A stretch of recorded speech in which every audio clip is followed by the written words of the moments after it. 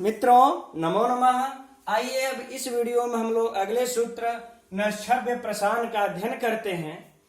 यह सूत्र कैसा है तो सबसे पहले हम लोग जान लेते हैं। यह सूत्र विधि सूत्र है। विधि सूत्र है, यह भी सब जानना बहुत आवश्यक है क्योंकि परीक्षा में पूछता रहता है। किसका विधान करता है तो यह भी देखिए ऋतु का विधान करता है। हम लोग इसके पहले जो पुमा खय्यम परे सूत्र पढ़े वह भी ऋतु का ही विधान करता है। तो अब यह इसका अर्थ क्या कहता है पहले इसको देख लेते हैं। विभक्तियों को निकाल लेते हैं। नह कौन सी विभक्ति है इसमें? षष्ठी एकवचन। इसमें यह याद रहे कि जो पदस्य पद है वह अधिकृत है। हम पदस्य पद को ले लेंगे, यह अधिकृत पद है, इसमें भी षष्ठी एकवचन है। इसके बाद क्या है? छवि है ना। छवि यह कौन सा है? सप्तमी एकवचन। छवि में यानी कि छव परे होने पर, ठीक। और हम लोग जो पिछले सूत्र में पढ़े पुमः खय्यम परे, उससे हम अम परे का अनुवृत्ति ले लेंगे। अम परे इसमें कौन सी विभक्ति है? सप्तमी एकवचन। पुमः खय्यम परे से अम परे की अनुवृत्ति ले लेंगे, फिर रू की अनुवृत्ति ले लेंगे। अब क्या आदेश, अब रू में अब क्या उसका अर्थ निकलता है यह देख लेते हैं।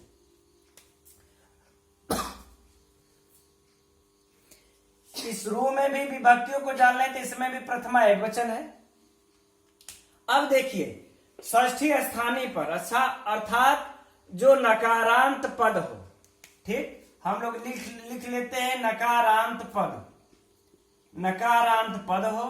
अब सप्तमी से यह संबोधित है तो सप्तमी अर्थात परे होने पर, तो परे होने पर किसको? छव को। छव प्रत्याहार का वर्ण परे हो।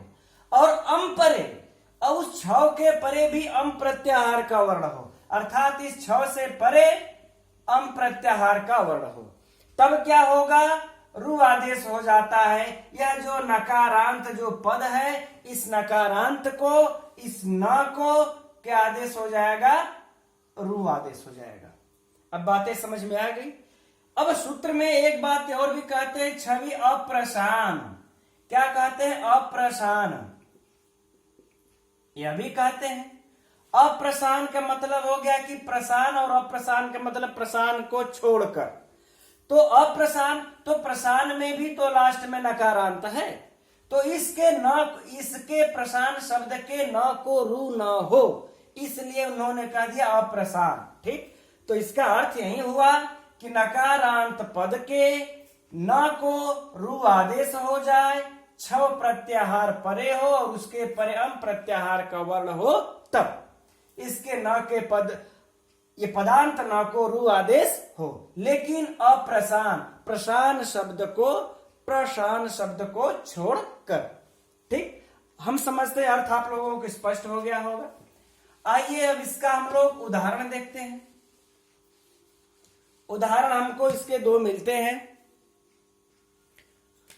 वह दोनों उदाहरण कौन है? देखिए,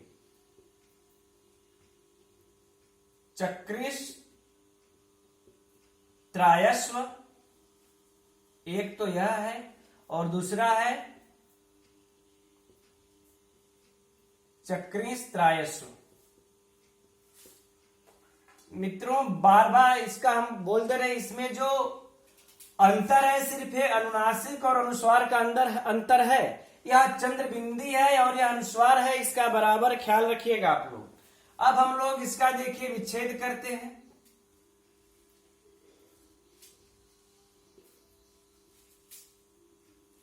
यहां से स्टार्ट कर लेते हैं थोड़ा सा और पहले से।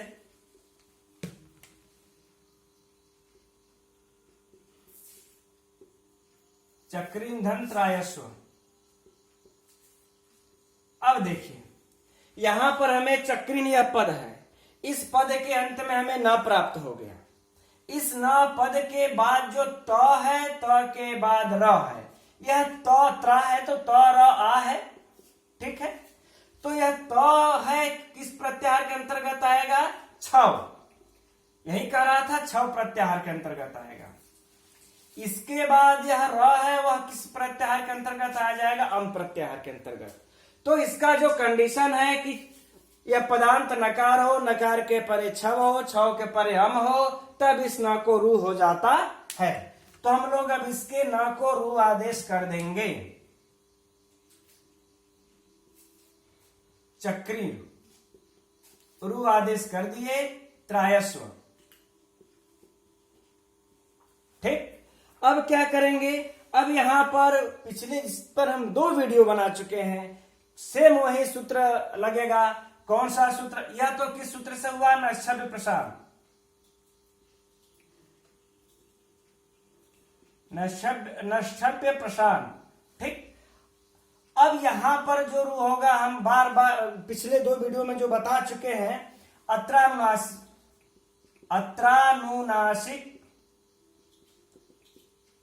अत्रानुनासिका पूर्वस्य तुवा। ठीक है ना? तो यह जो सूत्र है,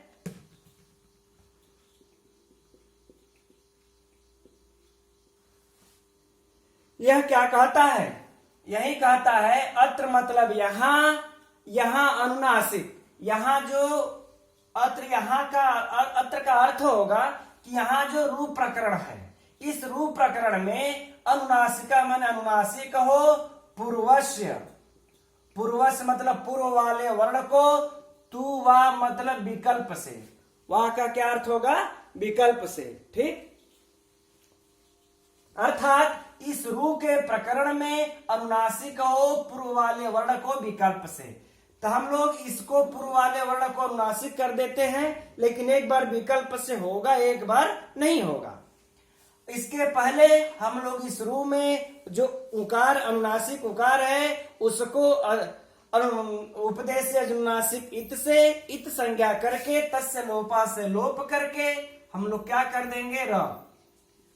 तो चक्री क्या हो जाएगा? अनुस्वार हो गया। अब र में का सब लोप होकर के चक्री हो गया।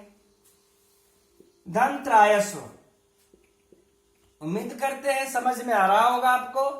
तो यहां पर र के पूर्व अनुनासिक हो गया अत्रानुनासिका पूर्व से तुवा से। अब फिर हम क्या करेंगे? अब अगला एक सूत्र और आ जाता है, अनुनासिकात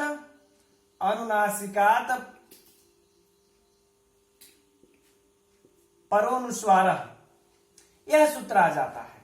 यह सूत्र क्या कहता है? यह एक बार विकल्प से करता है और एक बार विकल्प से छोड़ देता है। तो जब यह छोड़ देगा तब हमारा अनुनासिकात परोनुस्वार लगेगा। यह इस रूप प्रकरण के पूर्व वाले वर्ण को यह अनुनासिक करता है और अब यह अनुस्वार कर देगा। अनुस्वार जब कर देगा तो एक रूप तो ऑलरेडी पहले से बना हुआ था, एक रूप और बन जाएगा, चक्री धन त्रायस्व। बातें समझ में आ गई? अब मित्रों जो यहाँ पर अगला सूत्र प्राप्त होता है हमें, वह होता है खरवसानयो विसर्जनीय। खरवसानयो विसर्जनीय, यह क्या करता है? कहता है र को विसर्ग हो खर प्रत्याहार परे होने पर या फिर अवसान हो तो भी, अर्थात कुछ न हो तो भी। यहाँ पर हमें त जो वर्ण है वह खर प्रत्याहार के अंतर्गत आ जाएगा। अब हमें इस र को विसर्ग आदेश प्राप्त हो जाएगा। तो वह जो विसर्ग होगा इन दोनों को विसर्ग आदेश हो जाएगा। इस पहले रूप को भी और दूसरे रूप को भी विसर्ग आदेश हो करके एक बार चक्री धन त्रायस्व और एक बार अनुस्वार हो करके भी विसर्ग बनेगा त्रायस्व। ये जो दोनों रूप बना था इन दोनों पर विसर्ग होगा। अब यहां पर आने के बाद अब हमारा कौन सा सूत्र काम करता है? विसर्जनीयस्य सह, विसर्जनीयस्य सह। यह सूत्र क्या कहता है? कहता है कि खर परे होने पर इस विसर्ग को सकार आदेश हो। खर प्रत्याहार का जैसे कि तब है ही है, तो इस त को खर प्रत्याहार के अंतर्गत आ जाएगा। इस प्रत्याहार के अंतर्गत आने पर इस विसर्ग को सकार आदेश हो जाएगा। अब देखिए, खर वसाने हो, खर प्रत्याहार परे होने पर र को विसर्ग किया और विसर्ग अब इसको क्या कर देगा, फिर से पुनः सकार आदेश कर देगा। अब सकार आदेश कर रहा है तो दोनों को करेगा, तो क्या हो जाएगा, चक्रीन धन सकार आदेश विसर्ग को धन त्रायस्व एक बार बनेगा, दूसरी बार बन जाएगा अनुस्वार के साथ चक्रिश धन त्रायस्व। ठीक, अब हम क्या करेंगे, यह दोनों में कौन सा लगा, विसर्जनीय से सर। ठीक है, अब हम करेंगे, इसको हम मिला देंगे। जब हम मिला देंगे तो पहला रूप हमें जो प्राप्त होता है, एक बार अनुनासिक का चक्रिश त्रायस्व जो यहां पर बन चुका है, और जो दूसरा जो फिर हमें प्राप्त होता है चक्रिश त्रायस्व। ठीक, यह भी रूप यहां पर हमें प्राप्त हो चुका है।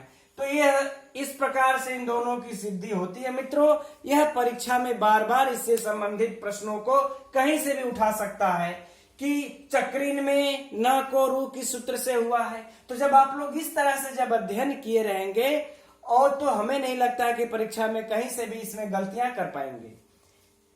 चक्रीन में र के पूर्व क को अनुनासिक या अनुस्वार किस सूत्र से हुआ है, र को विसर्ग किस सूत्र से हुआ है, विसर्ग को सकार किस सूत्र से हुआ है। तो अगर आप इस तरह से अध्ययन किए हैं मित्रों, तो हमें पूर्ण विश्वास है कि परीक्षा में गलतियां नहीं होंगी। अब इसमें इन्होंने एक शब्द और कहा था जो प्रशान को छोड़ करके, उसको भी थोड़ा सा छोटा सा है बात, उसको भी देख लेते हैं।